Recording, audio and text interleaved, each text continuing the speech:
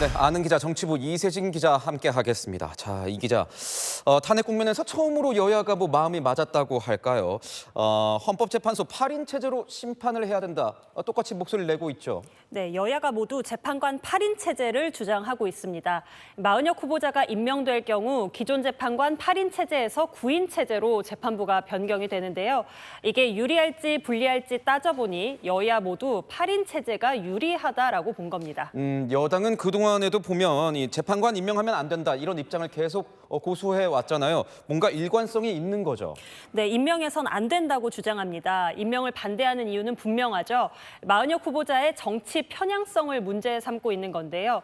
여권에서는 지금의 8인 체제에선 찬성 5, 반대 3으로 탄핵이 기각될 가능성에 기대를 걸어볼 수 있다는 입장인데요. 정치적으로 편향됐다고 꼽히는 마 후보자가 탄핵 심판에 참여하면 탄핵이 인용될 가능성이 높아져서 불리해진다고요. 마 후보자가 뒤늦게 재판에 참여하면 제대로 심판하겠냐라는 의구심도 있고요. 탄핵 인용 가능성이 높아진다 이런 주장인 건데 그런데 야당은 왜 마은혁 후보자를 빼고 8인 체제로 심판해야 된다 이렇게 주장하는 겁니까? 네, 그건 탄핵 심판 속도 때문입니다.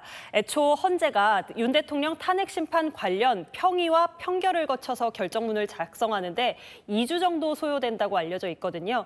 여기에 마 후보자가 임명돼서 합류할 경우 직접 심리주의 원칙 때문에 변론 재개와 공판 갱신 절차가 필요합니다. 법조계에선 최대 6차례 기일 추가 지정이 필요하다는 이야기도 있습니다. 그래서 마 후보자가 합류하면 심판이 지연될 가능성을 염두에 두어야 한다는 겁니다. 야당 최고위원인 전현희 의원, 헌재 심리가 종결됐는데 그동안 참여하지 못한 재판관은 판결 선고에서 빠지는 게 맞다라고 말한 것도 이 때문이죠. 속도가 중요하다. 왜 그런 겁니까? 네, 지금의 8인 체제라면요, 3월 중순 선고가 예상이 되지만요, 늦어졌다간 이재명 대표 공직선거법 2심 선고가 나는 3월 26일보다 뒤로 밀릴 수도 있거든요. 그러면 탄핵 심판 결과에도 영향을 줄 수 있다는 걱정이 있는 거죠.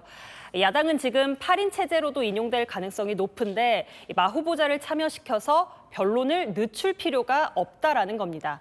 또 뒤늦게 참여해서 제대로 심리할 수 있겠냐고 주장하는 여권에 불복 빌미를 주지 않겠다는 계산입니다. 최상목 권한대행이 임명을 결정한다면요. 만약에 한다면 문형배 헌재소장 대행이 이 마 후보자를 탄핵 심판에 포함시킬지 말지 그 키를 주게 되는 겁니까? 네, 문형배 헌재소장 대행이 혼자 모든 걸 결정할 수 있는 구조는 아닙니다. 탄핵 심판 절차에 관한 건 재판관 평이라는 방식으로 모든 재판관들이 함께 결정하게 되는데요. 다수의 재판관들이 마 후보자 참여를 동의해줘야 문 대행도 마 후보자를 참여시킬 수가 있습니다. 어떻게 예상이 됩니까? 네, 고심이 깊을 수밖에 없는데요. 최상목 대행이 마 후보자를 임명할 경우 9인 체제가 됐는데 마 후보자를 빼고 8인 체제로 선고 내리기도 쉽지 않을 거고요. 그렇다고 합류할 경우 재판이 지연될 수가 있거든요.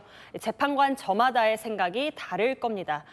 이 과정에서 민주당은 속도로 헌재를 압박하고요. 국민의힘은 재판 공정성을 강조하면서 압박하게 되는 충돌 국면이 이어질 걸로 전망이 됩니다. 네, 지금까지 아는 기자였습니다.